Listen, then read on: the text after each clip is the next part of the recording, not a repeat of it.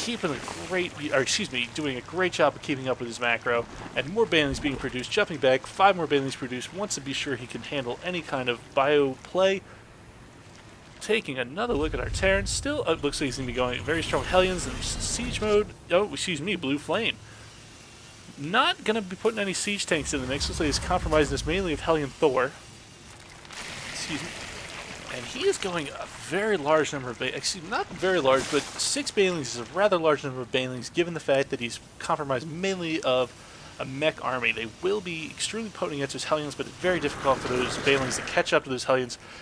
He has finished the roll. Even with the roll, it's still difficult. Getting +1 melee units, and now an Ultra Cavern. This Ultra Cavern should be a very strong changing point for the Zerg, allowing him to get a foothold back in this game, because it's going to be tough to win this game using nothing but Zerglings and Infestors. Moving his Infestors and Banelings and Zerglings over to hopefully gain some kind of flank as this Terran army is coming to his base. He's not sure what he's going to be able to do about this. 3 Thors, a couple Marines, some SCVs, dropships, and Hellions lead the charge, taking out these poor Creatomers. Spent all that time spreading that creep, and they're gone just like that. One scan. Here he is. He's getting ready. He's hiding his units. He's building even more Banelings. Banelings is an interesting decision based on the fact that we have a siege tank Thor army. Here we go. Taking down these bars, making this a little bit more clear. Scan Nick is difficult to see. Thors. The Thors are amazingly. All those Zerglings just did so well. And these infested Terrans, it looks like they do have a place in this game. Knocking down these Thors beautifully. Looks like the Zerg player is going to be on hold off. Surprisingly, using the Banelings even to hit the Thors. You will not get that bonus damage. Banelings doing only 22 damage versus 39, but still it's damage nonetheless, and 3 Ultras are being produced, and these Ultras could be the turning point in this game. Taking a look at the Terran base, it looks like he's still considering mostly a Hellion Thor army. Wise decision against Zerg, especially with that siege tank nerf. Jumping back to the Zerg base, we see a Hive, Infestation Pit, still working on his upgrades, and the Ultra Cavern. He hasn't started his chitinous plating yet. Very surprising. That's a very important upgrade for Ultralisk. Gives him an extra 2 armor. Doing an absolutely good job keeping up with his macro. Probably, I would have met. Oh, there he goes. I was about to say, about to take a 4th base, I'd hope, and there it is. 4th base is now down. And the 3rd base going up for the Terran, just as we speak. Zerg player very wisely staying at base ahead at all times, but still maintaining a defense using mostly Zerglings, and finally the Ultralists are into the mix.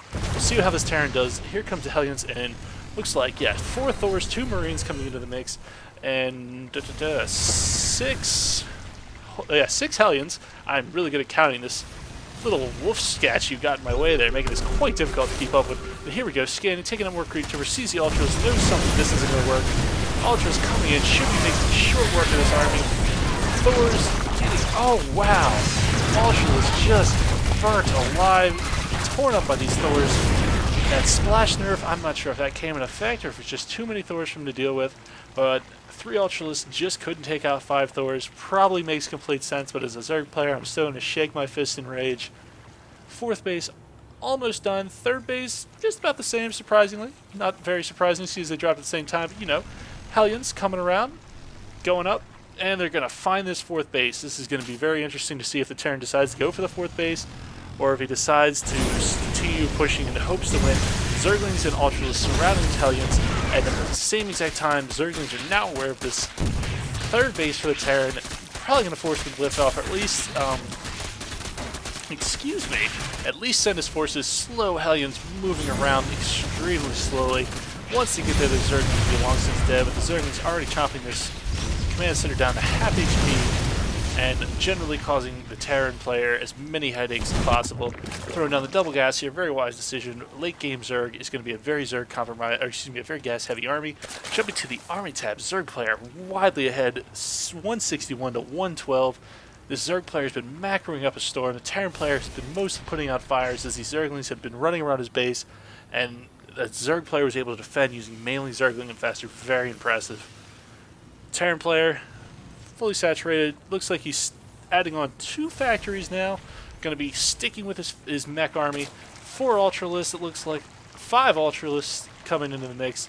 Whole mess of Zerglings. A couple more Ultralists coming in. He's going to have a heavy Ultras army, and I think he's going to deal with these Thors very well.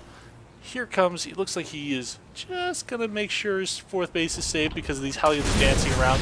Look at those Hellion splashes. You see the red Zerglings just turning from green to red in just one shot. Running his army away.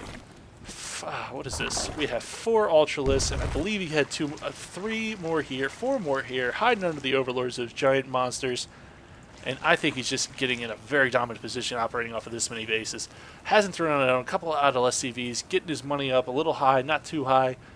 Still producing Thors only. It looks like we're going for a Thor timing push. I've seen play like this before from Terran. I believe OGS Inca employed play like this. It might have been OGS Sarah, one of the OGS members. I saw a Zerg vs. Terran decided to go for a very turtle-heavy build into a lot of Thors and use those Thors to push. That game, the Ultras proved too much for the Thors as well. We'll see if that proves true here. A giant Ultras army jumping to the army tab, 194 to 145. I don't know what the Terran players going to be able to do to defend this. I don't care how many Thors you have. This is a lot of Ultralists. Very large number of Ultralists. Just a train of Ultralists coming to his base. I would imagine this to be the end, but who knows? Thor's running out, preparing to take another expo. Here comes the army. Tons of Ultralists. I don't know how these Thors are going to be able to put up with this. Thor's chopping through these Thors, or Ultralists chopping through the Thors. Thor's not chopping through themselves. That would be hard. Just, there we go. Looks like 6 Ultralists made out of the battle trying to defend this planetary fortress defensive. This is after patch 1.1, so you'll notice these SCVs are not being eaten alive from the other side, but he's still good games out. And looks like he's preparing for the 3rd best of 3. This game is extremely good in my opinion. I will cast the other 2 to cast their entire best of 3. I could not download them. There was no indication of which game was the last and which game was the first. So I'm going to cast them in probably a random order. I apologize to that for the players. It probably ruins the effect a little bit, but the Terran player has good gamed out, and the Zerg's macro just proved too much. Not enough Thors to deal with that many Ultralists. This was the Zoo. I'm going to cast the other 2 games. Thanks for listening.